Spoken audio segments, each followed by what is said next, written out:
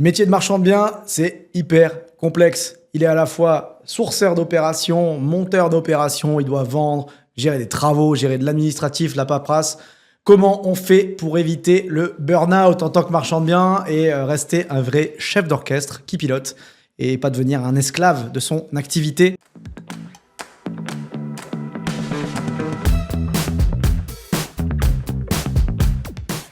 Bienvenue à toutes et à tous, et je suis avec Pierre-Emmanuel pour discuter de tout ça. Salut tout le monde. Pierre-Emmanuel, il a cette expérience dans l'entrepreneuriat, dans le business, dans la gestion et dans l'optimisation des systèmes. Alors, on va discuter de tout ça. J'ai hâte, c'est mes sujets là. Bon, on est parti. Ça marche. Alors, plusieurs cas de figure dont on va parler. Le premier, c'est au démarrage de l'activité. Ensuite, avec les différentes phases, quand j'ai des projets ou quand j'ai plusieurs projets. Quand j'ai peut-être beaucoup de projets ou que je veux accélérer. On va essayer de réfléchir un peu à ces différents cas de figure. Ce que j'ai tendance à faire, et je veux bien ton avis là-dessus, c'est décomposer un peu l'activité de marchand. On parle souvent de ça aux nouveaux entrants chez nous, d'essayer de décomplexifier le système de l'activité de marchand de biens et du métier de marchand de biens avec 4 phases, je dirais, qui sont une première phase de développement ou de sourcing. C'est assez inspiré du découpage que font les promoteurs et la promotion immobilière. Donc le développeur qui va trouver des opportunités, le montage et l'opérationnel qui va être en gros de l'offre d'achat jusqu'à la livraison du chantier, s'il y a des chantiers ou s'il y a des travaux, donc toute l'opération, y compris le financement, une partie de vente et de commercial, et puis une partie, je dirais, autre, qui serait l'administratif financier. Et donc quand j'entends financier, c'est le financement en lui-même, la gestion des fonds propres, la gestion de la trésorerie, et l'administratif de sa boîte au sens large, avec tout ce que ça implique. Donc on a quatre éléments, avec des choses qui sont obligatoires. On va dire l'administratif financier, tu as toujours un peu d'obligation. Le commercial vente, si tu n'as pas de projet, tu n'as rien à vendre. Et puis même si tu as à vendre, peut-être que tu gères avec ton agent. Et par contre, le développement et l'opérationnel, c'est un peu toi qui les as. Qu'est-ce que tu penses de ce découpage? Ça te semble cohérent quand on regarde de l'extérieur et quand on est un peu dedans? Ouais, je pense que ça va dépendre surtout des phases de développement, enfin si tu es débutant ou si tu es avancé. Et en fait, plus tu vas avoir tendance à être gros en tant que marchand ou en tout cas avancé dans ta structuration, et plus tu vas chercher à spécialiser, peut-être recruter des personnes pour justement gérer qu'une seule partie de l'entonnoir du cycle de vie de l'opération. Et donc, en fait, je pense qu'au démarrage, corrige-moi si je me trompe, mais tu vas gérer tout le cycle de vie de l'opération toi-même. Généralement, c'est ça. Peut-être t'entourer de partenaires, comme on a déjà parlé sur certaines vidéos. Je pense à un agent IMO, par exemple. Bon, c'est en théorie le métier, même si tu es peut-être censé le coacher, toi, l'agent IMO. Mais pour autant, tu es censé gérer tout le cycle. Ouais, exactement.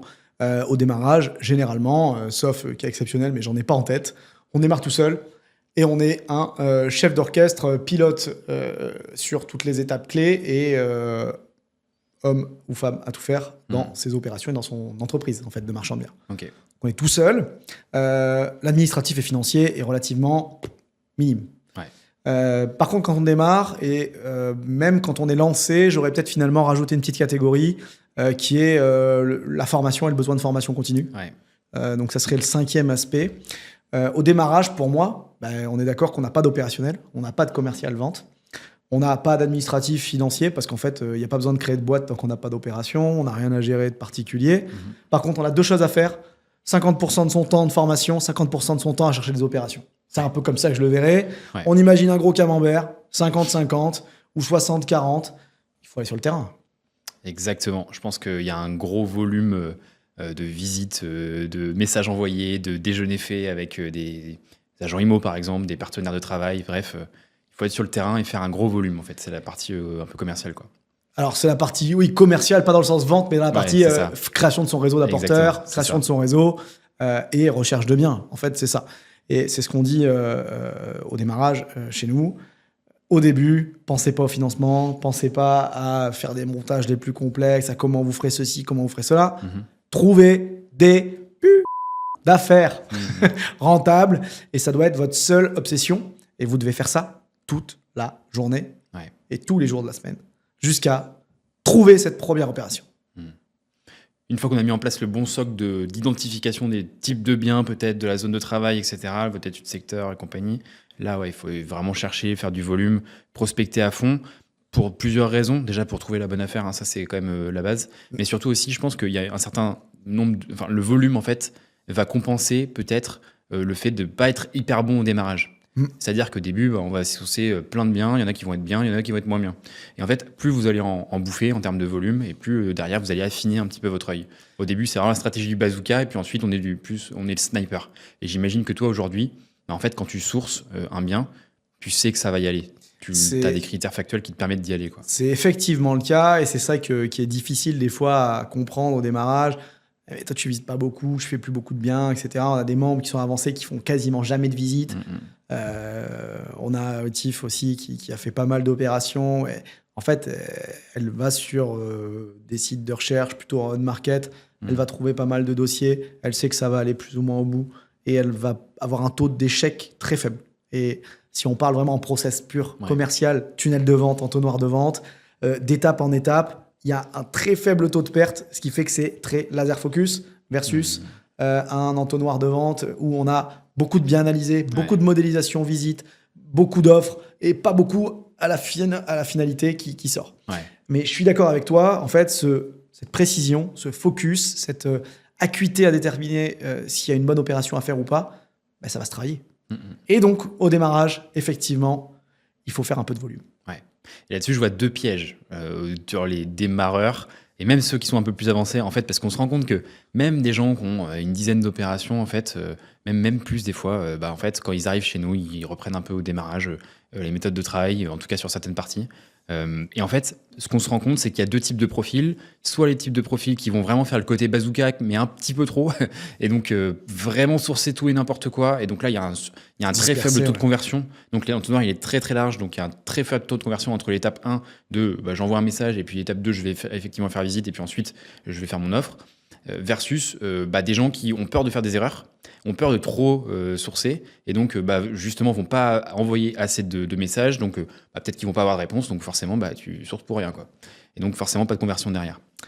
Je vois bien, et pour cette espèce d'entonnoir là qu'on pourrait déterminer, moi un peu les KPI, donc les indicateurs un peu clés qu'on aime bien suivre et qu'on a mis en place en termes de suivi, on va avoir le nombre de biens repérés, analysés, le nombre de biens visités, le nombre de modélisations faites, le nombre d'offres faites et le nombre d'offres acceptées. En fait, c'est un peu cet entonnoir-là qui permet de savoir si les membres bossent suffisamment et peuvent prétendre finalement à réaliser des opérations, même si je suis d'accord, et c'est ce que tu disais, au fur et à mesure du temps, on a peut-être besoin de moins faire rentrer au début de l'entonnoir pour qu'il y en ait qui sortent à la fin, mais au début, le volume est important. Est-ce qu'il y a un piège que tu vois pas aussi au fur et à mesure où tu développes ta carrière là-dessus? Je réfléchis.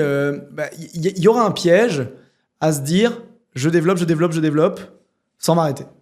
Et je trouve des biens sans m'arrêter et j'en trouve beaucoup. Et je pense à plusieurs membres qui sont très très très forts pour développer et trouver des opérations. Mais il ne faut pas oublier qu'une opération, et on en a déjà parlé, quand on a une offre d'achat contre-signée, c'est le début de l'opération. Et si c'est que le début de l'opération, ça veut dire qu'il y a une fin et que pour aller jusqu'à la fin, il va falloir s'en occuper. Et donc, un des risques, ça va être de se focus uniquement sur le développement. Alors, je dirais que c'est l'étape 2.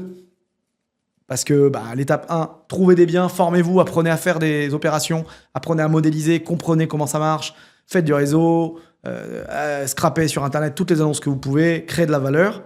Maintenant, vous avez 1, 2, 3 offres à accepter. Qu'est-ce qu'on fait dans cette étape-là ? Peut-être qu'il va falloir revoir un peu son camembert d'organisation du temps, celui que je vous parlais. Et donc, du coup, là, on va se retrouver dans une phase, je vous rappelle les 4 ou 5 catégories: développement, sourcing, opérationnel, commercialisation et revente, et puis tout l'administratif et financier, et le dernier point qui était la formation. Peut-être qu'à ce moment-là, il va falloir garder un peu de formation, garder un peu d'administratif et financier, justement, créer la boîte, gérer le financement, etc. L'opérationnel et la commercialisation, que vous pourriez éventuellement déléguer, mais il faudra quand même animer la commercialisation, donc il y a toujours une partie. Mais qu'est-ce qui va grandement réduire ? C'est le temps que vous allez devoir consacrer au développement. Sinon, toutes les opérations seront sourcées et elles risquent de tout aller au tapis. Au lieu d'en valider une, vous allez courir 10 lièvres à la fois et vous allez vous rater. Donc ça, c'est le point auquel on fait attention pour des membres qui sont hyper performants sur la première année, je dirais. Ouais, il y a 2 choses que j'ai en tête là-dessus. C'est qu'au fur et à mesure de l'évolution de votre avancée, il faut, je pense, identifier, ce qu'on appelle les bottlenecks, donc les bouchons, les bouchons, où est-ce que ça coince? Et typiquement, quand on a, 2, 3, 4, 5, peut-être même plus d'offres, contresignées, c'est peut-être là où il faut mettre un peu plus d'énergie, donc moduler un petit peu en fonction, du coup, le temps alloué. Mais par contre, il y a un deuxième piège qui va se présenter, dans ça, c'est, toutes les personnes qui font que les opérations et qui délaissent complètement la partie, développement. C'est vrai que c'est un autre biais ou un autre problème, mais que tu rencontres dans cette phase 2. Donc quand tu es dans la phase 1, c'est-à-dire tu trouves pas au début, donc il faut trouver. Ensuite, quand tu as beaucoup trouvé, il faut s'en occuper. Après, quand tu t'en occupes, il faut pas oublier qu'il faut quand même en chercher pour la suite. Et c'est ça dont tu parles, je pense. Ouais, exactement. Parce que le risque, c'est que quand vous êtes dans votre phase opérationnelle, vous êtes tellement pris, parce que peut-être vous avez 2, 3 opérations à gérer, ou des fois une grosse opération, ça prend beaucoup de temps. J'ai des cas d'opérations avec 10, 15, 20 lots, des évictions, des travaux, etc. C'est très chronophage. On s'en occupe beaucoup.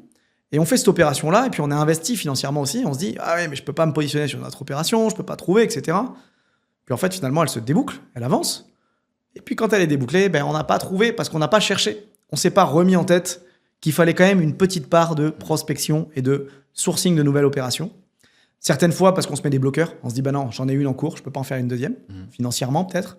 Mais peut-être que quand encore une fois, on s'ouvre les chakras et on voit un petit peu ce qu'il y a dans le côté obscur là, qu'on n'avait pas imaginé, c'est qu'on peut avoir d'autres financements, des associations ou autres.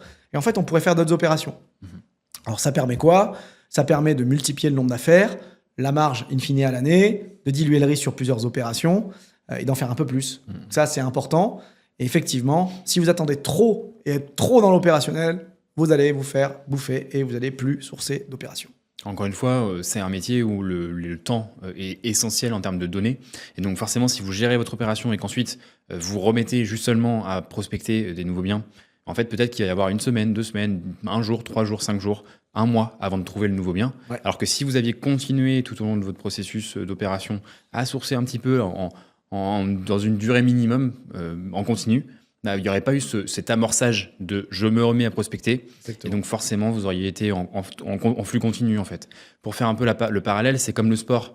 En fait, vous avez toujours envie, même quand vous êtes en vacances, de faire peut-être, allez, on va dire 1, 2 séances pour pas avoir ce coup de redémarrage. Parce que vous le savez, je ne sais pas si vous avez déjà arrêté de faire du sport pendant 1, 2, 3, 4, 5 semaines, le fait de recommencer, c'est là où ça fait très très mal. Ouais. Alors que si vous aviez continué un petit peu tout le temps, en fait, vous auriez gardé le même muscle, gardé le même entrain, la même énergie. Ouais, je suis complètement d'accord. Et ça va très vite de se déconnecter de son marché parce qu'on ne le regarde plus, parce qu'on est pris dans de l'opérationnel, etc. Et de revenir dessus, ça peut reprendre du temps. Il faut se réhabituer, revoir un peu les prix, rediscuter. Alors que si on a une petite veille permanente, je pense que c'est intéressant. Je pense que c'est intéressant, vous qui regardez cette vidéo, qui écoutez, si vous êtes marchand ou marchand en devenir, de réfléchir. Je ne vais pas vous dire chaque semaine, mais chaque mois, je pense, ou chaque trimestre à minima. C'est quoi sur ce trimestre, c'est quoi sur ce mois, ma répartition de mon temps que je dois allouer à chacune de ces 5 catégories que j'ai mentionnées. Si vous ne le faites pas, vous avez un risque soit de ne pas assez prospecter, soit de ne pas assez gérer vos opérations. Et si vous ne gérez pas assez vos opérations, vous allez avoir des décalages, le planning qui ne va pas être respecté, et puis peut-être des tâches qui sont manquées et qui peuvent coûter très cher. Si vous ne vous formez pas, vous allez rester un peu à stagner. Si vous ne vous concentrez pas sur de la vente et animer votre réseau commercial, vous allez garder vos opérations encore plus longtemps. Vous n'allez pas les vendre, vous n'allez pas vous ajuster en termes de prix, vous n'allez pas faire des négos, vous n'allez pas suivre votre admin. Et la partie administrative financière, c'est toute la partie, je dirais, plutôt classique et récurrente de faire sa compta, de gérer ses bilans, de gérer le juridique de sa boîte, répondre aux courriers, etc. Enfin, tout le classique d'une gestion entrepreneuriale et de boîte classique. Et de réfléchir quel temps vous allouez, remettre ça semaine par semaine ou mois par mois et redécouper à chaque fois. C'est la méthode qu'on applique et qu'on fait appliquer à nos membres, de réfléchir par trimestre, par année, par grands objectifs et ensuite de revenir à des séquences plus courtes et qui permet en fait d'être sûr qu'on ne rate pas et qu'on n'ait pas un oubli complet dans son planning ou dans son organisation. Ouais, et puis on a toujours, pour avoir managé pas mal d'équipes, notamment commerciales, c'est vrai qu'on a toujours tendance à être un peu trop gentil avec nous-mêmes. Le conseil que je pourrais donner, c'est aussi d'objectiviser un petit peu la manière, le travail. Donc donner toujours des indicateurs clés pour rendre objectif notre travail. Exemple, toujours traquer, même quand on est sur des phases de montage par exemple, ou plus avancées, de traquer le nombre de messages envoyés, le nombre de biens analysés, etc. etc. Même quand on n'est pas dans une phase de développement intensive. Parce que ça permet en fait au trimestre de dire, ah ok, en fait, oui évidemment, j'ai sourcé aucun bien parce que j'ai fait que 5 visites ce trimestre-là. Donc il y a un vrai problème. Et ça rend un peu neutre les informations. Même si vous êtes tout seul, vous savez très bien que si vous visitez que 2 biens dans le trimestre, il y a un petit problème, quoi. Il y a moins de chances de faire des affaires que si vous en aviez visité potentiellement 10, a priori en tout cas. Donc effectivement, d'objectiver et d'avoir des marqueurs factuels de son niveau d'activité, je pense que c'est important. C'est ce qu'on a fait mettre en place de partout. On a des dashboards maintenant sur le logiciel métier qui sont indiqués. On suit les temps de portage des opérations, les durées d'opération, le nombre de visites, le nombre de dossiers étudiés. Et je pense que c'est véritablement un indicateur fort et ça professionnalise encore l'activité. C'est exactement des dashboards d'entreprise classiques. En fait, qu'on applique à une activité qui était très autodidacte et un peu au feeling, en mode artiste un petit peu. Et on l'a souvent dans le cercle des marchands qui disent non, mais moi je gère comme je peux et un peu au feeling. C'est OK à un certain niveau et je pense que pour passer la step d'après, ça nécessite un peu plus de rigueur et de structure. Les marchands qui sont talentueux, des Léonard de Vinci du marchand de bain, il y en a, c'est sûr, et ça existe, hein, on va pas le nier, mais en tout cas, c'est pas prédictible en termes de performance. Et nous, ce qu'on aime, c'est justement rendre cette performance prédictible. On sait, moi, dans les mois futurs, en fonction des chiffres faits à la semaine et à la journée, déterminer, prédire en tout cas une performance potentielle. Et c'est ça qui est intéressant. C'est la loi faible des grands nombres, ni plus ni moins. Et sachant que les critères, alors on parle plutôt des critères de succès là, mais les critères d'échec des marchands de biens, c'est pas du tout le fait qu'ils sourcent mal, etc. C'est le fait qu'ils soient mal organisés pour la plupart et qu'ils n'arrivent pas à gérer leur quotidien en fait. Et gérer leur quotidien d'un marchand de biens, c'est gérer les achats, les reventes, vérifier que le cash est là, que la trésorerie est bien gérée. Et en fait, ça passe par un suivi minutieux parce que c'est comme ça qu'il y a des difficultés financières pour certains et qu'ils arrivent finalement plus à complètement s'organiser et gérer leur trésor. Ouais, et puis je pense qu'il y a aussi un côté où, encore une fois, on est un peu négligent avec nous-mêmes. Et puis, c'est comme aller faire une séance de sport, c'est pas forcément ce qu'il y a de plus rigolo à faire. On n'a pas envie, on a toujours envie de faire des trucs un peu plus rigolos. Je sais pas si, ça va être peut-être regarder la décoration des appartements sur du clé en main, etc. C'est plus rigolo, c'est plus fun. Mais par contre, le vrai travail, ça va être de garder cette discipline pour faire les nombres, faire les chiffres qu'on doit faire toutes les semaines, quoi. Ah, exactement. Si je donnais avec ma petite expérience et ma façon d'organiser, alors maintenant on a recruté du monde pour gérer un peu les opérations sur la phase opérationnelle, mais en fait on s'était rendu compte qu'on n'avait plus aucun temps à allouer, à consacrer à la phase de développement. Et c'était un sujet, parce que oui, il y avait de la marge, mais à un moment donné, il y allait avoir un creux, et il fallait qu'on ait quelqu'un qui vienne épauler à ce moment-là pour retrouver du temps qu'on allait pouvoir consacrer au développement, et du coup au sourcing d'opérations, reconsacrer du temps peut-être sur la commercialisation, la vente ou l'animation de ce réseau, etc., parce qu'on était vraiment pris dans l'opérationnel, justement. Et il faut trouver des talents pour peut-être chacune des parties ou des appuis ou des associés pour certains dossiers pour pouvoir retrouver du temps et l'allouer un petit peu de partout afin de trouver des opérations. Je pense que c'est important. Sur la façon de s'organiser et de gérer tout ça, effectivement, des dashboards, des logiciels dédiés, c'est important, comme nous on l'a fait, comme nous on l'a. Suivre les dates, suivre les échéances, suivre la trésorerie, c'est vraiment assez clé. Peut-être connaître les chiffres aussi, tu vois, c'est combien le nombre de visites nécessaires en moyenne, tu vois. C'est vrai, je pense que ça s'adapte en fonction de son expérience. Exactement. Et vous aurez en fait quelques éléments clés de chiffrer qui sont certainement plus sûrs, plus certains, plus prédictibles, comme tu le disais, que des éléments de feeling. Ce que je vois souvent, c'est qu'en fait, les marchands, débutants ou pas d'ailleurs, ils savent pas où ils en sont. Ils savent pas dire oui, je suis sur les bonnes rails ou pas, et dans 3 mois, je serai dans les bonnes rails. Parce qu'ils n'ont pas ce recul, ils n'ont pas ces datas qu'on a, nous, du coup, de notre côté, puisqu'on accompagne une centaine de marchands, quoi. Et donc, ça permet de savoir que machin, en fait, s'il continue sur cette track-là, en fait, dans 3 mois, ça va être une catastrophe, quoi. On le voit avant qu'il le voit lui, par l'analyse juste des chiffres et des datas qu'il fait, etc. Et ça permet aussi de prendre des plans d'action pour certains membres, certains marchands, quand on voit que non, mais là, il n'y a pas le niveau prévu par rapport à tes objectifs, donc il va falloir faire ça. On corrige, plan de remédiation, puis on les remet dans le chemin. Exactement. Et pas forcément avec un coup de coude, mais ça peut arriver. Ça peut arriver des fois qu'il faille se bouger un petit peu.